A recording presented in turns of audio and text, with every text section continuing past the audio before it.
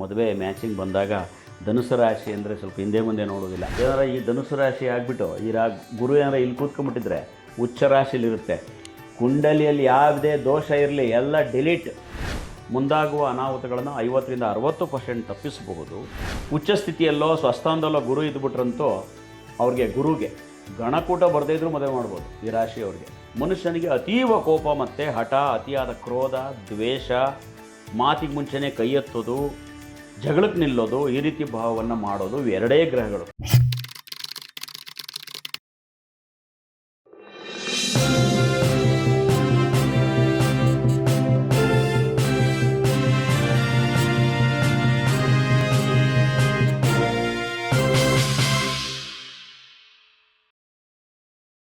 Next ವೃಶ್ಚಿಕ ರಾಶಿ, this most powerful ರಾಶಿ.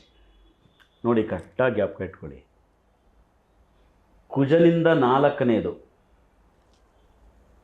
ತುಂಬ ಹೈ ಲೆವೆಲ್. ಸಿಂಹದಿಂದ 4ನೇದು ವೃಶ್ಚಿಕ ಹೈ ಲೆವೆಲ್ಲು.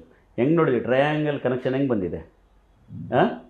ಈ 3 ವೆರಿ ಸ್ಟ್ರಾಂಗ್ ಗ್ರಹಗಳು. ವೃಶ್ಚಿಕ ರಾಶಿಗೆ ಅಧಿಪತಿ ಇವ್ರದ್ದು 2 ಮನೆ, ಮೇಷ ವೃಶ್ಚಿಕ 2 ಮನೆ ಕುಜನಿಗೆ, ಅದಕ್ಕೂ ಅಧಿಪತಿ ಅವರೇನೆ. ಇಲ್ಲೂ ಕೂಡ ವೃಶ್ಚಿಕ ರಾಶಿಯವರು ತುಂಬ ಸ್ಟ್ರಾಂಗ್ ಇರ್ತಾರೆ. ಆಮೇಲೆ ತುಂಬ ಎಥಿಕ್ಸ್ ಇಟ್ಕೊಂಡಿರ್ತಾರೆ. ಎಲ್ಲೋ ಒಂದು ಕಡೆ ಅವರು ವಯಸ್ಸಾದಮೇಲೆ ಸ್ಪಿರಿಚುವಲ್ಗೆ ಹೋಗ್ತಾರೆ. ಸ್ಟಾರ್ಟಿಂಗ್ ಎಲ್ಲ ತುಂಬ ಹೈಪರ್ ಆ್ಯಕ್ಟಿವ್ ಇರ್ತಾರೆ. ಬೇಗ ಕೋಪ ಬರುತ್ತೆ ಅವ್ರಿಗೆ, ಹಠ ಜಾಸ್ತಿ, ಅತಿಯಾದ ಸ್ವಾಭಿಮಾನ ಇರುತ್ತೆ, ಬೇರೆ ಯಾರ ಮಾತನ್ನೂ ಕೇಳಲ್ಲ. ಅವ್ರು ಯಾರ ಹಂಗಿನಲ್ಲೂ ಕೆಲಸ ಮಾಡೋಕ್ಕೆ ಇಷ್ಟಪಡಲ್ಲ. ಅಂದರೆ ಅವ್ರು ಏನು ಓದ್ಬೋದು, ಏನು ಬಿಸ್ನೆಸ್ ಮಾಡ್ಬೋದು ಅಂದಾಜು ಹಾಕೋ. ಹಾಗಾಗಿ ವೃಶ್ಚಿಕ ರಾಶಿಯವರು, ರಾಶಿ ಆರ್ ಲಗ್ನ ಆಗಲಿ, ಅವರು ಮೊಟ್ಟ ಮೊದಲು ಅವರು ಓದೋದು police or military and engineering. ಈ 3 ಮೇಜರ್ ಬರುತ್ತೆ ಅವರಿಗೆ. 4ನೇದು ಡಾಕ್ಟರ್ ಬರುತ್ತೆ. ಮೆಕ್ಯಾನಿಕಲ್, ಕಂಪ್ಯೂಟರ್ ಸೈನ್ಸ್, ENC ಯಾವುದೇ ಆಗ್ಬೋದು. ಆಮೇಲೆ LLB ಬರುತ್ತೆ, ಪೊಲೀಸ್ ಇಲಾಖೆ ಬರುತ್ತೆ, ಭೂಗರ್ಭಶಾಸ್ತ್ರ ಬರುತ್ತೆ, ಜಿಯೋಲಾಜಿಕಲ್, ಆಟೋಮೊಬೈಲ್ಸ್ ಬರುತ್ತೆ. ವೈದ್ಯಕೀಯದಲ್ಲಾದರೆ ಸರ್ಜರಿ, ಡೆಂಟಿಸ್ಟು, ಪೈಲಟ್ ಅದಕ್ಕೆ ಬರ್ತಾರೆ. ಕನ್ಸ್ಟ್ರಕ್ಷನ್ ಸಂಬಂಧ ವಿದ್ಯೆಗಳು, ಎಲೆಕ್ಟ್ರಿಕ್ ಡಿಪ್ಲೊಮೊ ಹಾಗೂ ನರ್ಸಿಂಗ್, ಇಷ್ಟು ಡಿಪಾರ್ಟ್ಮೆಂಟು ಬರ್ತದೆ. ಇವೆಲ್ಲವೂ ಕೂಡ ಲೋಹವನ್ನು ಮುಟ್ಟಿ ಮಾಡ್ತಕ್ಕಂಥ ಕೆಲಸಗಳೇ.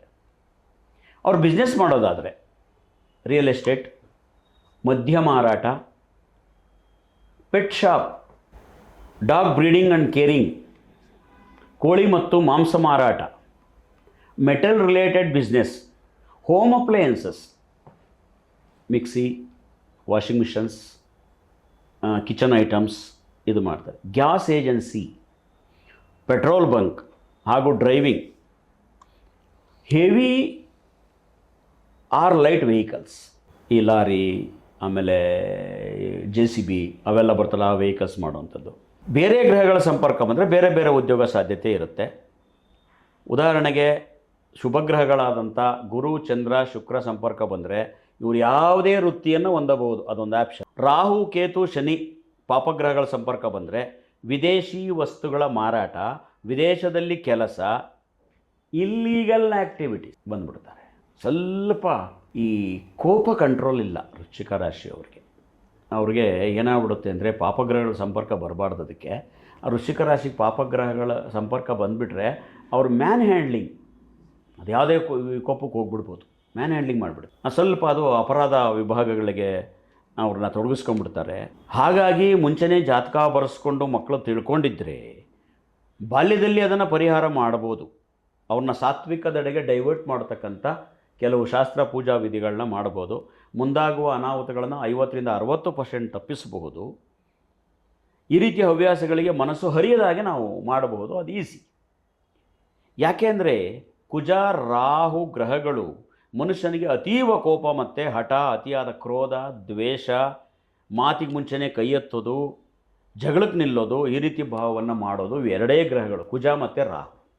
ಅದು ಯಾವುದಕ್ಕೂ ಸಂಪರ್ಕಕ್ಕೆ ಬರಬಾರ್ದು. ಅದರಲ್ಲೂ ಬಂದರೂ ವೃಶ್ಚಿಕ ಮತ್ತು ಮೇಷರಾಶಿಗೆ ಬರಬಾರ್ದು, ಅದು ತುಂಬ ಡೇಂಜರ್ ಇರ್ತದೆ. ಆದರೆ ಒಂದಿದೆ ವೃಶ್ಚಿಕ ರಾಶಿಗೆ, ಏನಾದ್ರು ಗುರು ಸಂಪರ್ಕ ಬಂದುಬಿಟ್ರೆ ಹೈಯರ್ ಆಫೀಸರ್ಸ್, DC, ತಹಸೀಲ್ದಾರ್, ದೊಡ್ಡ ಆಫೀಸರ್ಗೆ ಹೋಗಿ ಒಳ್ಳೆಯ ಹೆಸರನ್ನ ಮಾಡಿಬಿಡ್ತಾರೆ. ಅವ್ರಿಗೆ ಗುರು ಸಂಪರ್ಕ ಬಂದುಬಿಟ್ರೆ ವೃಶ್ಚಿಕ ರಾಶಿಗೆ ದೊಡ್ಡ ಡಾಕ್ಟರು, ದೊಡ್ಡ ಹೆಸರು ಮಾಡಿರುವಂಥ ವೈದ್ಯರು, ಮೆಡಿಕಲ್ ಪ್ರೊಫೆಸರ್ ಎಲ್ಲ ಬಂದುಬಿಡ್ತಾರೆ. ಅದಕ್ಕೆ ಅದನ್ನು ನಾವು ತುಲನೆ ಮಾಡಿದಾಗ ಅದು ಸಿಕ್ಕತ್ತೆ. ಧನಸ್ಸು, ಗುರುಗಳಿಗೂ ಸಹ 2 ಮನೆ, ಮೀನ ಆ್ಯಂಡ್ ಧನಸ್ಸು. ಇದು ಹೇಳಿ ಕೇಳಿ ಗುರುಗ್ರಹ, ತುಂಬ ಪವಿತ್ರವಾದಂಥ ಗ್ರಹ. ಇಲ್ಲಿ ಮೂಲ ನಕ್ಷತ್ರ, ಪೂರ್ವಾಷಾಢ, ಉತ್ತರಾಷಾಢ ನಕ್ಷತ್ರಗಳು ಬರ್ತವೆ. ತುಂಬ ಸಾಫ್ಟ್ ಇರ್ತಾರೆ, ಸ್ವಲ್ಪ ಭಕ್ತಿ ಇರ್ತದೆ, ಆಚಾರ ವಿಚಾರಗಳಿರುತ್ತೆ. ಲೆಕ್ಚರರು, ಡಾಕ್ಟ್ರು, 4 ಜನಕ್ಕೆ ತಿಳಿ ಹೇಳೋರು ಈ ರಾಶಿಯಲ್ಲಿ ಬರ್ತಾರೆ. ಮೊದಲಿಗೆ ಈ ರಾಶಿಯವರಿಗೆ ಓದಬೇಕಾದಂತಹ ವಿದ್ಯೆಗಳು ಅಂತಂದರೆ ಉಪನ್ಯಾಸಕ, ಲೆಕ್ಚರರ್, ವೈದ್ಯಕೀಯ, ಕೌನ್ಸಿಲಿಂಗ್ ವಿದ್ಯೆಗಳು, ಯೋಗ ಶಿಕ್ಷಣ ಕೇಂದ್ರಗಳು, ವೇದ ಪುರಾಣ ಸಂಸ್ಕೃತ ಅಭ್ಯಾಸಗಳು ಆ್ಯಂಡ್ ಹೋಟೆಲ್ ಮ್ಯಾನೇಜ್ಮೆಂಟ್. ಯಾಕೆಂದರೆ ಗುರು ಚೆನ್ನಾಗಿದ್ದರೆ ಅಡುಗೆ ಸಖತ್ತ ಮಾಡ್ತಾರೆ ಅವರು. ಗುರು ಚೆನ್ನಾಗಿದ್ದರೆ ಅವ್ರ ಕೈಲಿ ಒಳ್ಳೆ ರುಚಿಯಾದ ಅಡುಗೆ, ಅವ್ರು ಹೋಟೆಲ್ ಇಡ್ಬೋದು. ಹಾಗಾಗಿ ಅವ್ರು ಹೋಟೆಲ್ ಮ್ಯಾನೇಜ್ಮೆಂಟ್ ಓದ್ಬಿಟ್ರೆ ತುಂಬ ಒಳ್ಳೆಯದು. ಆಯುರ್ವೇದ ವೈದ್ಯಕೀಯ and BA B.Ed, PhD ವಿದ್ಯೆಗಳು, IAS IPS. ಸ್ವಲ್ಪ ಇದು ನೋಡಿ, ತುಂಬ ಸಾತ್ವಿಕವಾದಂಥ ರಾಶಿ ಧನುಸು ರಾಶಿ. ನಾವು ಸಾಮಾನ್ಯವಾಗಿ ಯಾರು ಮದುವೆ ಮ್ಯಾಚಿಂಗ್ ಬಂದಾಗ ಧನುಸು ರಾಶಿ ಅಂದರೆ ಸ್ವಲ್ಪ ಹಿಂದೆ ಮುಂದೆ ನೋಡೋದಿಲ್ಲ. ಮಾಡ್ಕೊಂಬಿಡಿ, ಪರವಾಗಿಲ್ಲ ಮಾಡ್ಕೊಂಬಿಡಿ, ಏನೋ ಹೊಂದಾಣಿಕೆ ಆಗ್ತಾರೆ ಅಂತ ಹೇಳಿ ನಾವು ಹೇಳ್ತೀವಿ ಧನುಸ್ಸು ರಾಶಿ ಬಂದರೆ. ಅದೇ ಮೀನರಾಶಿಗೆ ಬರಲ್ಲ, ಅದು ಕ್ಯಾರೆಕ್ಟರೈಸೇಷನ್ ಬೇರೆ, ಅದಾದಮೇಲೆ ಹೇಳ್ತೀನಿ ನಾನು ನಿಮಗೆ. ಇವರು ಈ ರೀತಿಯ ಪ್ರಬಲವಾದಂಥ ವಿದ್ಯೆಗಳನ್ನ ಮಾಡ್ಬೋದು. ಉಚ್ಚ ಸ್ಥಿತಿಯಲ್ಲೋ ಸ್ವಸ್ಥಾನದಲ್ಲೋ ಗುರು ಇದ್ಬಿಟ್ರಂತೂ ಅವ್ರಿಗೆ ಗುರುಗೆ ಗಣಕೂಟ ಬರದೇ ಇದ್ರೂ ಮದುವೆ ಮಾಡ್ಬೋದು ಈ ರಾಶಿಯವ್ರಿಗೆ. ಏನಾರ ಈ ಧನುಸು ರಾಶಿ ಆಗಿಬಿಟ್ಟು ಗುರು ಏನಾರ ಇಲ್ಲಿ ಕೂತ್ಕೊಂಡ್ಬಿಟ್ಟಿದ್ರೆ ಉಚ್ಚ ರಾಶಿಲಿರುತ್ತೆ, ಕುಂಡಲಿಯಲ್ಲಿ ಯಾವುದೇ ದೋಷ ಇರಲಿ ಎಲ್ಲ ಡಿಲೀಟ್. ಉಚ್ಚ ರಾಶಿಲಿ ಗುರು ಇರಬೇಕು, ಯಾವುದೇ ಪರಿಹಾರ ಮಾಡೋಂಗಿಲ್ಲ ಅವ್ರಿಗೆ. ನಾನು ಆಗಲೇ ಹೇಳಿದಾಗೆ ಸಂಧಿ ಲಗ್ನ ಇರಲಿ, ಸಂಧಿ ರಾಶಿ ಇರಲಿ, ಏನಾರು ಇರಲಿ, ರಾಹು ಇರಲಿ, ಅಷ್ಟಮ ದೋಷ ಇರಲಿ, ಗುರು ಈ ಮನೇಲಿ ಇದ್ಬಿಟ್ರೆ ತುಂಬ ಫಲಯುತ ಆ ವ್ಯಕ್ತಿಯ ಜೀವನಕ್ಕೆ. ಅದು ಹುಟ್ಟಿನಿಂದಲೇ ಬಳುವಳಿಯಾಗಿ ದೇವ್ರು ಕೊಡ್ತಕ್ಕಂಥ ಗಿಫ್ಟ್. ಅದು ಬಿಟ್ಬಿಡಿ, ಅದು 100ರಲ್ಲಿ 5 ಜನಕ್ಕೆ ಸಿಕ್ಕುತ್ತೆ. ಅದು ಬಿಸ್ನೆಸ್ ಆದರೆ ಹೋಟೆಲ್ಲು, ನೆನಪಿರಲಿ, ವೆಜ್ ನಾನ್ ವೆಜ್ ಅಲ್ಲ ಕೂಡದು. ಧನುಸ್ಸು ರಾಶಿಯವರು ನಾನ್ ವೆಜ್ ಮಾಡಿದ್ರೆ ಲಾಸ್ ಆಗುತ್ತೆ, ಮಾಡಬಾರದು.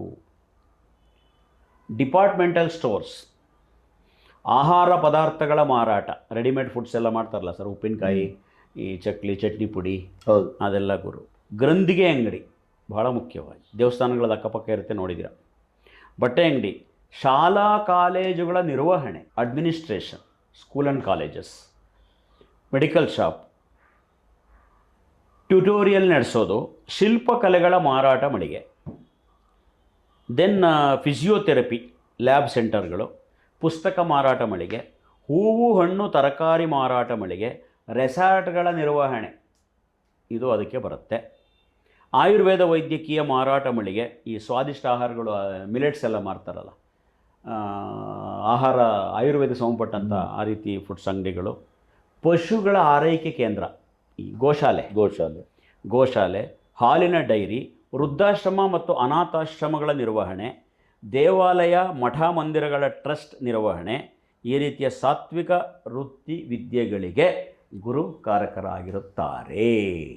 ಇದೆಲ್ಲ ಧನುಸು ರಾಶಿಯವರಿಗೆ ಬರ್ತಕ್ಕಂಥದ್ದು ಈ ವಿದ್ಯೆಗಳು. ಇದಾದ ನಂತರ ಮತ್ತೆ ಗುರುವಿಗೆ ಏನಾದ್ರು ಬೇರೆ ಗ್ರಹಗಳ ಸಂಪರ್ಕ ಬಂದರೆ, ಕುಜಂದು ಬಂದರೆ ಅವ್ರು ಮತ್ತೆ ಅವರೂ ಮಿಲ್ಟ್ರಿಗೆ ಹೋಗ್ಬಿಡ್ತಾರೆ. ಕೆಲವು ಧನುಸು ರಾಶಿಯವರಾಗಿದ್ದರೂ ಕೂಡ ಅವರು ಕೂಡ ಒಂದು ಮೆಕ್ಯಾನಿಕಲ್ ಇಂಜಿನಿಯರಿಂಗ್ ಓದ್ಬಿಟ್ಟಿರ್ತಾರೆ. ಅದೆಲ್ಲ ಇದೆ, ಅದು ಆ ಸಂಪರ್ಕ ಬಂದಾಗ. ಅದು ಮೇಜರಾಗಿ ಸಂಪರ್ಕ ಬರದೇ ಇದ್ದರೆ ಮಾತ್ರ ನಾನು ಹೇಳ್ತಾ ಇರೋದು.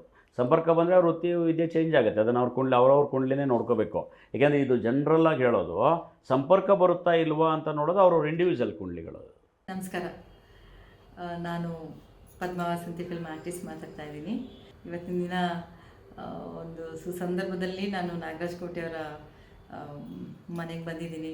ಅಸ್ಟ್ರಾಲಜಿ, ನನ್ನ ಮಗಳ ಜಾತಕದ ಬಗ್ಗೆ ತಿಳ್ಕೊಳ್ಳೋದಕ್ಕೆ ಮುಂಚೆ ಕೊಟ್ಟಿದ್ದೆ ನಾನು ಡೀಟೇಲ್ಸ್ ಎಲ್ಲ. ಅದ್ರ ಬಗ್ಗೆ ನೀವು ಕುಂಡ್ಲಿ ಬರ್ಕೊಡಿ ದಯವಿಟ್ಟು ಅಂತ ಕೇಳಿದ್ದಕ್ಕೆ ಅವರು ತುಂಬ ಸಂಕ್ಷಿಪ್ತವಾಗಿ ಅವಳದು ಓದಿ ಹೇಳಿದ್ರು. ನನಗೆ ಆ್ಯಸ್ ಇಟ್ ಈಸ್ ಅವಳ ಭಾವನೆ, ಬಿಹೇವಿಯರು ಎಲ್ಲ ಹೇಗಿದೆಯೋ ಹಾಗೇ ಇದೆ, ಅದನ್ನೇ ಹೇಳಿದ್ದಾರೆ. ಯಾವುದೂ ಕಮ್ಮಿ ಅಥವಾ ಯಾವುದು ಜಾಸ್ತಿ ಆ ಥರದ್ದೇನೂ ಇಲ್ಲ. ಎಲ್ಲ ನೀಟ್ ಕ್ಲಿಯರ್ ಪಿಕ್ಚರ್ ಕೊಟ್ಟರು ನನಗೆ. ಅದು ನನಗೆ ತುಂಬಾ ಸಂತೋಷ ಆಗಿದೆ. ಆಮೇಲೆ ಅದಕ್ಕೆ ಪರಿಹಾರಗಳೇನಿದೆಯೋ ಅದಕ್ಕೂ ಹೇಳಿದ್ರು, ಅದನ್ನು ತುಂಬ ಸಂತೋಷ ಆಗ್ತಿದೆ ನನಗೆ. ತುಂಬ ಡೀಟೇಲ್ ಪ್ರತಿಯೊಂದು ಮನೆಯೂ ಎಕ್ಸ್ಪ್ಲೇನ್ ಮಾಡಿದ್ರು. ಅದೊಂದು ನಿಜವಾಗ್ಲೂ ತುಂಬಾ ಅವ್ರಿಗೆ ಅಭಿನಂದನೆಗಳನ್ನೇ ಸಲ್ಲಿಸಬೇಕು. ಅವ್ರಿಗೂ ದೇವರು ಒಳ್ಳೇದು ಮಾಡಲಿ. ನಮಗೂ ನಾವು ಬಂದವ್ರಿಗೂ ಖಂಡಿತ ಒಳ್ಳೇದಾಗುತ್ತೆ. ಯಾಕೆಂದರೆ ನಾನು ನನ್ನ ಮಗಳ ಜಾತಕ ತಿಳ್ಕೊಂಡು ಸಂತೋಷ ಆಗಿದೆ. ಅದಕ್ಕೆ ಪರಿಹಾರನೂ ಕೊಡ್ತಾ ಇದ್ದಾರೆ. ವೆರಿ ಹ್ಯಾಪಿ, ನಿಜವಾಗ್ಲೂ ತುಂಬ ಸಂತೋಷ ಆಗ್ತಿದೆ. Thank you.